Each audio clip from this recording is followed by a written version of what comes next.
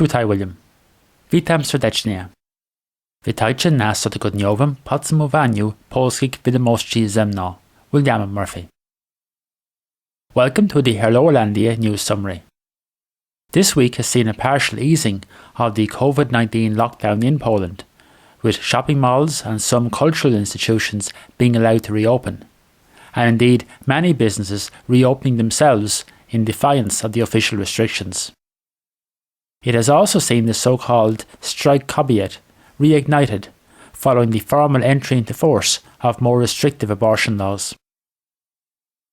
The main news stories over the past week have included shopping malls reopen under a limited easing of COVID-19 restrictions, but most are extended to February 14th. Entry into force of the Constitutional Tribunal abortion ruling triggers a new wave of protests. Polska 2050 floats proposals for further separation of church and state. And WOŚP reports record fundraising last Sunday, but is also dragged into domestic political divisions. As had been expected, there has been some easing of the additional so-called national quarantine measures imposed in Poland at the end of December. Since Monday, non-essential shops in shopping malls, which had been shut, have been allowed to reopen. In addition, museums and art galleries, which had been shut since November, have been allowed to reopen. However, despite pressure from businesses, many of whom engaged in a campaign of reopening themselves, restaurants, gyms and ski slopes haven't been allowed to reopen, yet at least, with most restrictions being extended until February 14th. It's been estimated that up to half the gyms in Poland have already reopened themselves. Special shopping hours between 10 a.m. and noon, reserved for those aged over 60 years of age, introduced last October, have been abolished since Monday.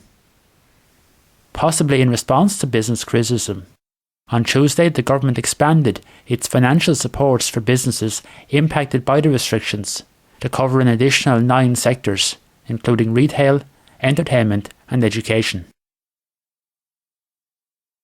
Meanwhile, the government's national vaccination campaign, initially primarily targeting the elderly, has been continuing apace. On Monday, Cabinet Minister Michał Dworczyk said that the government isn't proposing to use the vaccine developed by AstraZeneca and Oxford University for older citizens, saying, "It is obvious that seniors will not be inoculated with this vaccine." Last Friday, it had become the third vaccine to be approved for use by the European Medicines Agency, but it had said there isn't yet enough medical evidence to prove its efficacy for those aged over 55 years. As of Wednesday, the total number of COVID-19 cases in Poland since the outbreak began is put at 1.53 million, with just under 37,900 deaths, at least partially attributed to the virus. The number of new cases and deaths in Poland have stabilised, and indeed have been generally on a downward trajectory for the past several weeks. The controversy over the further tightening of abortion laws in Poland has reignited over the past week, with the formal entry into force of the controversial decision by the Constitutional Tribunal last October to remove fetal defects as grounds for legal abortion. Last Wednesday, the government's Central Information Centre, Centrum Informacyjne Rządu, announced that the Constitutional Tribunal had delivered its detailed justification of the October decision, so the verdict would be published in the Journal of Laws, or Dziennik Ustaw, which gives it formal legal effect. It said that the Constitutional Tribunal presented a written justification of the judgment on the protection of life. In line with constitutional requirements, the judgment will be published today in the Journal of Laws. Nightly protests under the banner of Strike Kobiet, in defiance of COVID-19 restrictions on large public gatherings, began almost immediately, with multiple arrests taking place for public order-related offences. 3 protesters were arrested on Thursday evening when they broke into the grounds of the Constitutional Tribunal building itself in Warszawa. New statistics have confirmed the impression that the Polish economy is proving more resilient than most to the impact of COVID-19. On Monday, Eurostat reported that based on its calculation methodology, unemployment in Poland was the second lowest in the EU in December, at just 3.3%. Poland's own Główny Urząd Statystyczny, our Central Statistical Office, GUS, put the figure at 6.2%, based on its methodology. Last Friday, GUS reported in a preliminary estimate that the Polish economy contracted by just 2.8% last year, which would represent one of the smallest reductions in Europe. According to new Purchasing Managers Index figures for January from the UK-based market research company IHS Markit, business activity in Poland improved to a score of 51.9 points in January. Anything above 50 is viewed as positive. Last April, the figure sunk as low as 31.9 following the initial COVID-19 lockdown. Not all Poles are feeling positive about their economic situation though. Lech Wałęsa told the Super Express tabloid that COVID-19 has bankrupted him. Perhaps somewhat tongue-in-cheek, the former president said that the curtailment of international travel had cost him tens of thousands in speaking fees, and that he could even have to go back to his old job as an electrician. The government, meanwhile, is planning a series of new public works initiatives, dubbed a Polish New Deal, to re-energise the economy. According to the government spokesperson, Piotr Müller, it will be launched at the end of the month, or early in March. It's expected to include significant additional public investment, especially in infrastructure, health and education. Officials have said it will contain some very big changes, and have compared it to earlier keynote policies unveiled by Prawo i Sprawiedliwość. In other domestic political news, Szymon Hołownia's Polska 2050, which has been rising steadily in support in opinion polls over recent months, has proposed a slew of measures it says are designed to bring about the proper separation of church and state in Poland. Hołownia said on Monday that he wanted to end the corruption of the church by those in power. Among the measures he wants to see implemented are the ending of the state-financed church fund, an audit by the Supreme Audit Office of payments from public funds to bodies linked to peace-supporting priest Tadeusz Rydzyk, a code of conduct to govern the participation of public officials in religious events, and a reduction in the role of the Catholic Church in religious education in public schools.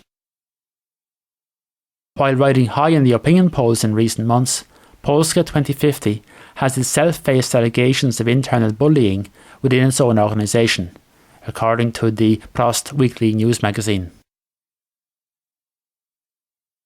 Just when the Polish government and other critics of the project may have thought that the arrest of the Russian opposition leader, Alexei Navalny, would provide further impetus to their campaign against the completion of the Nord Stream 2 natural gas pipeline from Russia to Germany, the change of administration in the US may well have dashed their hopes. An opinion article in last Saturday's edition of the leading German political weekly Der Spiegel, under the headline "Our Most Embarrassing Foreign Policy Issue is Called Nord Stream 2, the writer, Matteo von Rohr, had argued that Germany should abandon the project and face the financial cost, rather than press ahead with a project which would jeopardise its prestige, harm relations with Washington, and bring benefit to the Russian regime. However, on Tuesday, it was reported that the new Biden administration has conditionally offered to lift sanctions on the project, according to the German newspaper Handelsblatt, which said that the offer had caused the German government to sigh with relief. The offer is reportedly conditional on Germany coming up with a package of solutions to address US security concerns. Last Sunday saw the grand finale of the Wielkie Orkiestra Świątecznej Pomocy, WOŚP, or Great Orchestra of Christmas Charity, an important annual fundraiser both in Poland and among Poles worldwide in support of the purchase of medical equipment for children's hospitals. Many fundraising events indeed took place in Ireland. This year was the 29th year of the event, and of course most of the fundraising events were confined to online due to coronavirus-related restrictions. But nevertheless, the organisers reported record fundraising on the day of 127 million zloty, 12.5 million zloty more than last year. Much more will come in before the final total is announced. Last year, the eventual total reached a record 186 million zloty, or €41 million. However, the event wasn't free of controversy, with it having become associated in recent years, to at least an extent, with opposition to the current Polish government. That question became more relevant this year when the Strike Kobiet movement agreed to suspend their protests over the weekend to facilitate WOŚ fundraising, and the WOŚ founder and chief organiser, Jerzy Owsiak, thanking them, saying, "We are playing for the women." Around 120,000 volunteers collected money for the event in Poland alone. This year's fundraising was particularly in aid of the purchase of medical equipment used in the treatment of laryngology and in the treatment of head and neck problems. To Wszystko na ten tydzień.